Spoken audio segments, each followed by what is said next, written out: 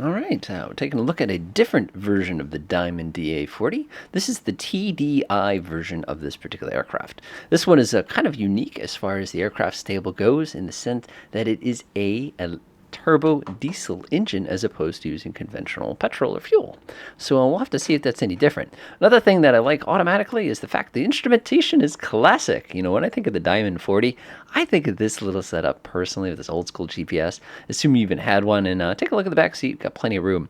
Now, this aircraft is also unique in flight sim because of the fact that it is not actually a certified aircraft in the United States, which I think is kind of a neat little twist there. Anyway, let's go ahead and get going. Oh boy, pulled it right off the runway. It's a good sensation. Right now, we are currently taking off from, this is El Palomar. This is in Argentina. And we're going to go take a look and see kind of the locals.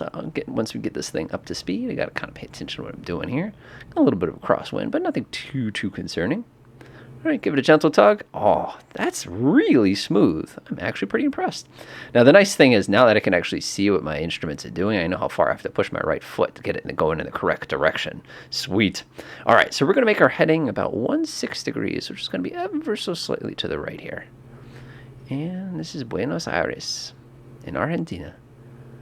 Oh, very nice. Go ahead, stabilize ourselves just a little bit. I think I have to adjust my sensitivity of the rudder just a little bit. I think it's been just a little too much. Okay, very nice. I notice my frame rate's a little bit better. It probably is because that instrumentation is a little bit simplified. Pretty early in the morning, you can see the sun's got that nice little distortion around it, which I really appreciate, kind of lighting up just the tippy tops of each one of these buildings. Go ahead and reset my view here, kind of take a look around real quick. Absolutely nice. Now this aircraft, that's nice. All right, let's push the nose over just a tiny bit. And let's take a look around here at Buenos Aires. I should say El Palomar. Okay, I can see a nice little residential area here, nice pretty trees. Everything looks really nice, to be honest.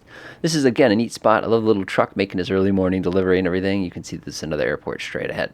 As far as the aircraft goes, this is the Diamond I'm actually familiar with. I've never flown one of the Diamonds that have an FMS on it. So this is kind of, I don't know, comforting in a way, even though it kind of isn't. Taking the controls real quick, it's got that kind of weight to it that I'm sort of expecting in a Diamond. Again, if you snap the controls like that, the aircraft is not that fast to respond, which is okay.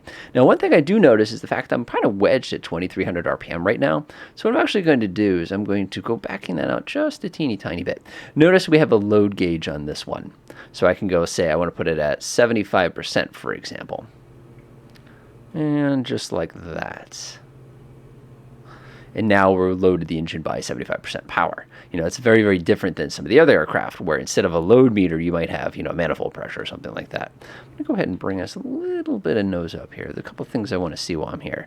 Of course, over on this side, the one that I actually did get to fly had a whole digital panel here. This one's a little bit different. You got your fuel flow, you got your temperatures, you got everything along those lines kind of ready to go.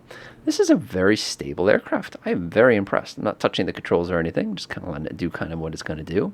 Swing around this way. Yeah, this is very nice. Let me actually back the power up just a little bit more here. Bring it down to, say, 55%.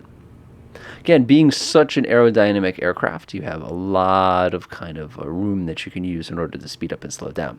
Keep in mind, this is a diesel engine, so we're basically going to get ourselves another 250 nautical miles of range on this thing. It's a Centurion diesel, by the way. You get about 1,000 nautical miles on this aircraft, which is incredible given the size. Of course, one of the classic jokes in aviation is the fact that it's not the airplane that you're going to run out of time on, it's going to be your bladder. Because I don't necessarily want to be in the air doing 110 knots for 8 hours. That's yeah, you're gonna have to go. And they have this thing called a relief tube, and it is not very pleasant. Normally I'd stall this thing, but I've learned my lesson as far as Diamond aircraft goes. So instead what I'm going to do is I'm going to go ahead and line myself up with the runway again. We're up awfully steep, so I'm going to go ahead and throw myself into a nice little skid here. Ooh, very large building. Looks like a traffic. Again, everything runs very smoothly. I think it has something to do with the displays inside of the aircraft, more so than it has to do with the environment around, because everything else is looking pretty good right now. All right, gotta pull that nose up. I gotta get me going just a little bit slower before I slam those flaps down. Obviously, if you slam the flaps down early, everybody knows what happens. You tend to bend the flaps, and that's a very expensive repair. Lift the nose up just a teeny tiny bit. All right, flaps are down. That should help slow us down. Now, the Diamond 40, both of those aircraft, pretty much anything that's got Diamond on it, is a very, very, very smooth aircraft. It does not slow down aggressively. Ooh, check out this neighborhood. This is so cool to look at. Of course, I should be landing the plane rather than enjoying the sights, but what's the point of flying if you can't enjoy the sights?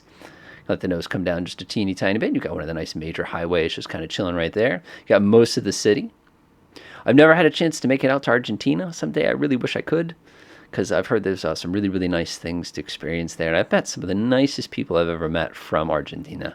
I know a little bit of the language, hablo español más o menos, but it doesn't mean I'm an expert by any means. Someday. All right, let's go put this thing on the ground. I am going way too fast, so I'm probably going to use about 95% of this runway before this thing actually touches the ground. Nothing unusual there. And bring the nose up just a teeny tiny bit. Oh, we've been on the ground. Yes. It's not bad when you have 3.5 miles to land your plane. Go ahead and tap the brakes. And I got to say, I like this. It's a little bit more traditional, but the frame rate is a little bit better. It's probably a combination of where we are as well as the aircraft itself. Enjoy.